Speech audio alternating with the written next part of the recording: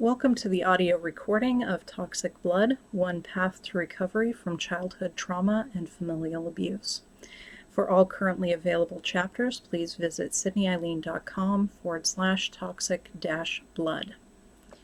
I am Sydney Eileen, and this is my story. Chapter 7, 12 Steps Forward, 12 Steps Back.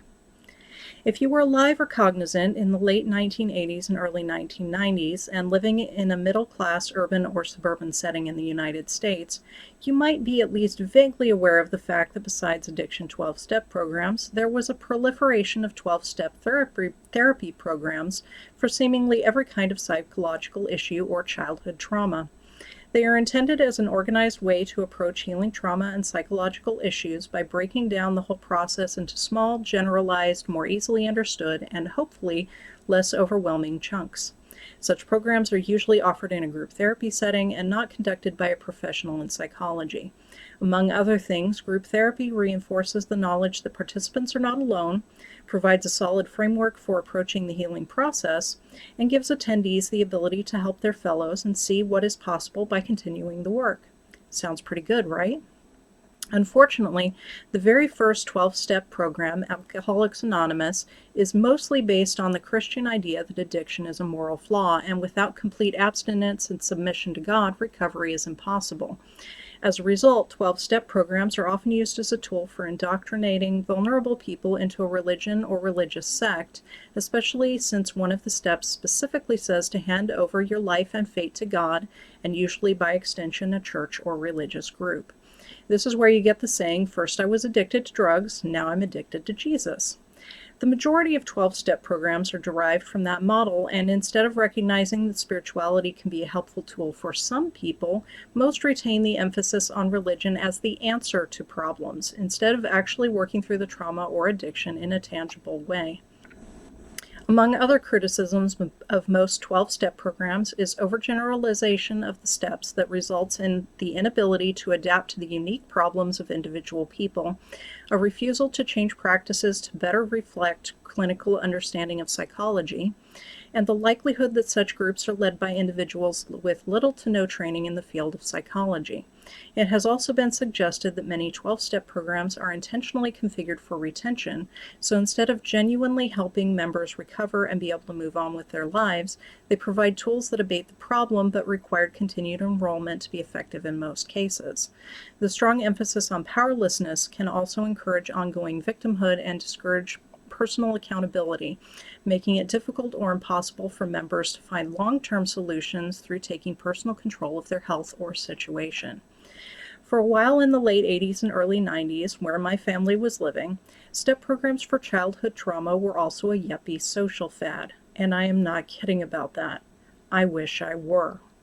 Mother fell for that fad hard, especially since the height of the fad intersected with Mother seeing a memory regression therapist who helped her recover memories of previously unknown traumas from her childhood. In the early 90s, recovered memories were usually treated as completely legitimate and factually true, and hundreds of court cases in the United States were even decided based on them, especially if the allegations involved sexual abuse. In the years since, the legitimacy of recovered memories has been almost completely debunked except by those who are still practicing it or cashing in on the practice.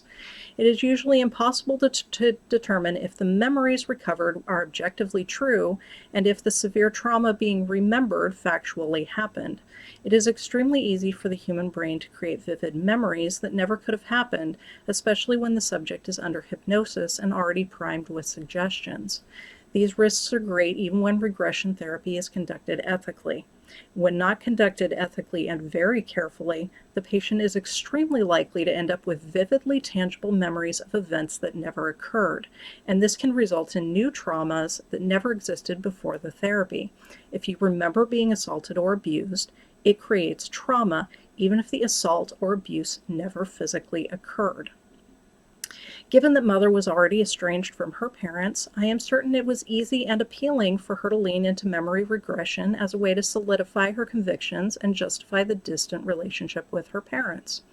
After all, it is extremely normal for estranged children to wonder if they are justified in keeping distance, and there is tremendous social pressure to reconcile and forgive family no matter what they have done or continue to do. In an era when not being close to your parents was a rarity, the pressure to justify her choices must have been tremendous. When Mother started recovering memories, she wanted to tell the world. In 12-step group therapy, she could do just that. She was also guaranteed that rare gem for estranged grown children of the era, sympathy and support from other people in the group. I'm honestly not sure if she found 12-step programs before or after she started seeing a regression therapist, but for Mother the two were intrinsically connected, and it was not long after she stopped seeing the regression therapist that she stopped attending her 12-step programs. I watched in bewilderment as with alarming frequency she would recover a new heretofore unknown horrible childhood trauma and enroll in a brand new 12-step program to help her work through it. From my perspective as her child, it looked like whatever the fad trauma of the month was among her peers, it had happened to her.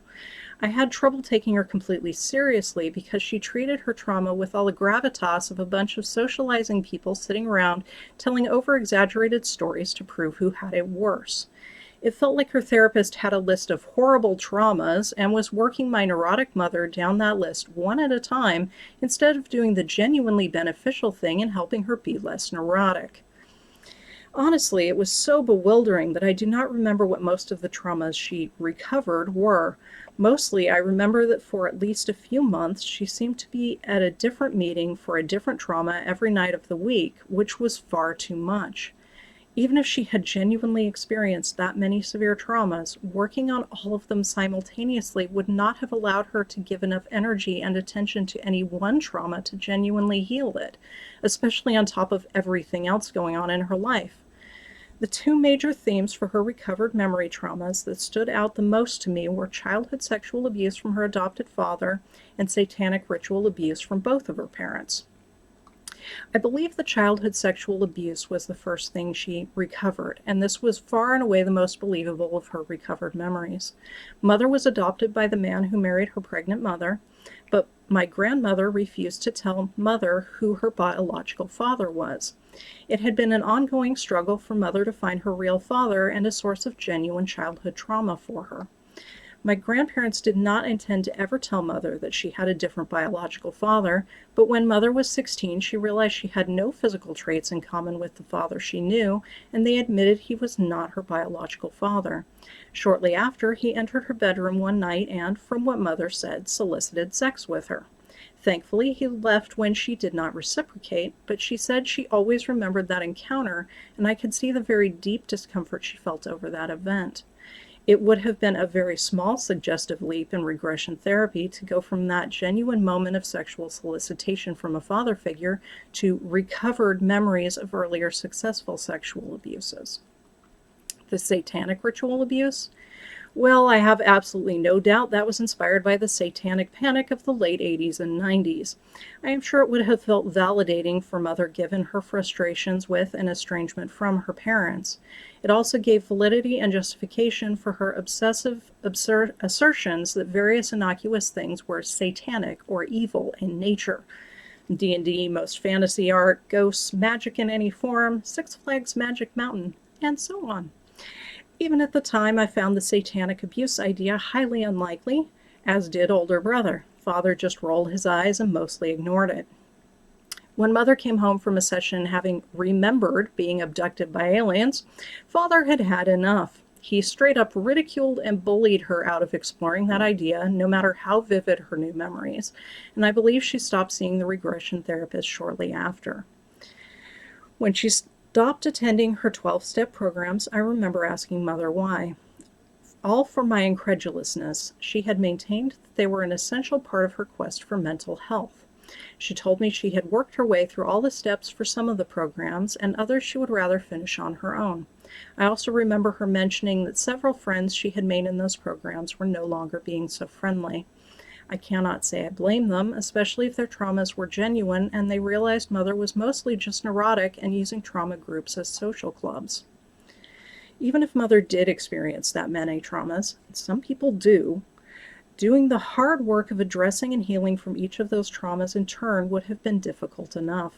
Instead, she was supposedly intensively and successfully working on all of them at the same time. No one can spread themselves that thin and expend that much energy on genuine trauma healing without melting down and most likely inadvertently adding to their trauma response. That's just not how the human psyche works. Yet somehow she claimed to be managing that level of healing without missing a beat, while also holding down a full-time job as the family's primary breadwinner and raising children and pandering to her codependent spouse and socializing with friends and whatever else she was up to that I was unaware of. My dismissal of Mother's memories does not stem solely from the unreliable memory recovery and the unlikelihood that she could heal so many severe traumas all at once in a short span of time. It also stems from her very real actions and reactions to the events she described. At the time, my immediate family was living in Santa Rosa, which is more than an hour north of San Francisco. The majority of my extended family, including grandparents, were living in the Los Angeles area, a more than 8-hour drive away. That meant we saw them extremely infrequently. By the time Mother's parents came for a visit, it had been at least a couple years since she had recovered so many memories of abuses and told her children about them. I can say in no uncertain terms that if I knew someone was a pedophile, I would not allow them anywhere near any children, let alone my own. No exceptions. When you understand that sexual attraction is biological in nature and therefore not something that can be changed, you have to accept that sexual attraction to children, pedophilia, is also biological in nature and an inherent unalterable part of the pedophile. They can choose not to act on those desires, but they cannot change the fact that they have those desires. Pedophilia is inherently wrong because children cannot consent to sex, so in order for the desire to be satisfied, rape is required. It inherently causes harm to the recipient of the pedophile's desire. If Mother's recovered memories were to be believed, she had unequivocal personal proof that her father was a pedophile. Yet, when my grandparents arrived, she was beyond dismayed that all her teenage children did not want to see him, that we found any excuse we could to be somewhere else.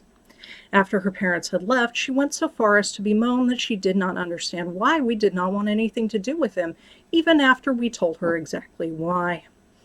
So either she no longer believed the veracity of her recovered memories and did not want to own up to it or apologize, or she did not care if her children were around a pedophile.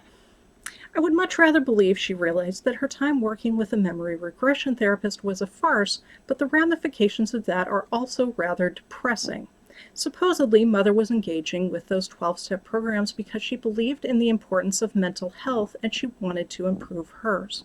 However, if the things she was working on were farcical, then they were a diversion from working on those aspects of her psyche which could have made a real difference in her life. In hindsight, I am not surprised it worked out that way because achieving mental health is a very difficult thing. It requires you to examine and change painful or frightening things even when you are starting from a mostly healthy place.